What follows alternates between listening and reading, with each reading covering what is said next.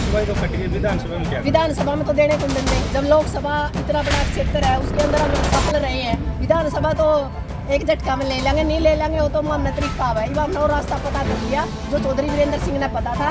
अब उचाना के दरने के जो लोग हैं उनकी भी उस रास्ता का बेड़ा कट गया है।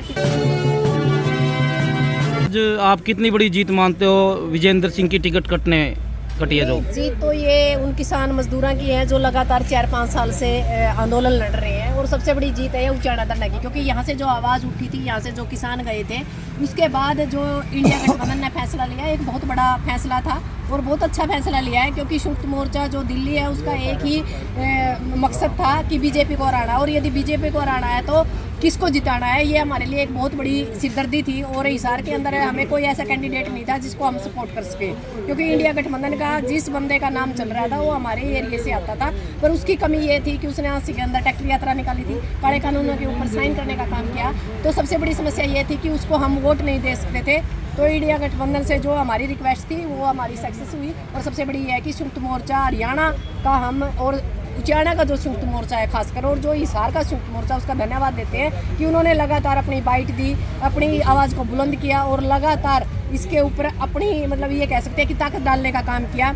जो लोग ये कहते थे कि 5 आदमी बैठे हैं, ये कुछ नहीं करते, ये हलवा खाने वाले लोग हैं, ये लड्डू खाने वाले लोग हैं, तो लड्डू खाने के लिए बड़ी मुश्किल से हमने मौका मिला है पहली बार।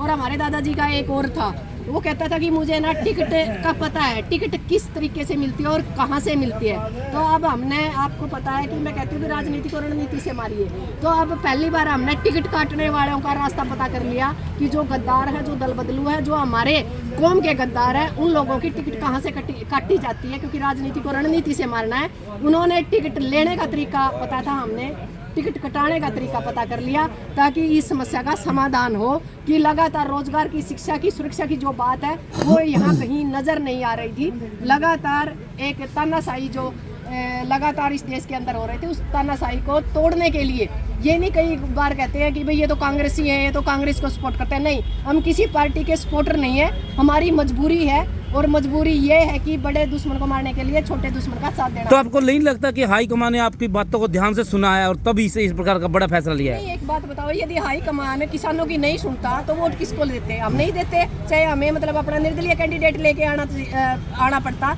हमने अपनी पूरी तैयारी कर रखी थी, हमने कागज तक तैयार कर रखे थे, हम निर्दलीय कैंडिडेट हिसार से उतारने का काम करते यदि यहाँ पर कोई डमी कैंडिडेट या दल बदलू कोई कैंडिडेट आता तो। विजेंद्र सिंह की टिकट कटना आप अपने आप मतलब सक्सेस मानते हो? नहीं, हम लोकसभा तो कटी है, विधानसभा में क्या? विधानसभा में तो देने को नहीं देंगे। जब लोकसभा इतना बड़ा क्षेत्र है उसके अंदर हम सफल रहे हैं, विधानसभा तो एक झटका में ले लेंगे, नहीं ले लेंगे वो तो हमने तरीका है। अब हमने वो रास्ता पता कर लिया जो चौधरी वीरेंद्र सिंह ने पता था। अब उचाना के दरने के जो लोग हैं उनकी भी उस रास्ता का बेड़ा पट गया है। टिकट मिला खड़ा था या कटा खड़ा था। एक और चर्चा है जिन्होंने कहीं निर्दलीय लड़ेंगे विजेंद्र सिंह? नहीं लड़ लेंगे, हमने क्या मना है, जो रास्ता पड़ा कोई लड़ो, लोकतंत्र के अंदर कोई दिक्कत नहीं है, आज़ादी सबको है, वोट डालने का और खड़े होने का या मतलब इलेक्शन लड़ने का सबका अधिकार है, लड़ो, हमें कोई दिक्कत नहीं है। पर अब की बार नू देख लियो जमानत जब्त होगी कि नहीं होगी, क्योंकि ये सबसे बड़ी बात यह थी कि हिसार के अंदर हमें इंडिया गठबंधन को समर्थन दिया था संयुक्त मोर्चा ने, ऐसा कैंडिडेट नहीं होता तो हमारे लिए भी निर्दलीय की स्थिति आती। और यदि वो निर्दलीय लड़ते हैं तो हमें इस बात से कोई समस्या नहीं।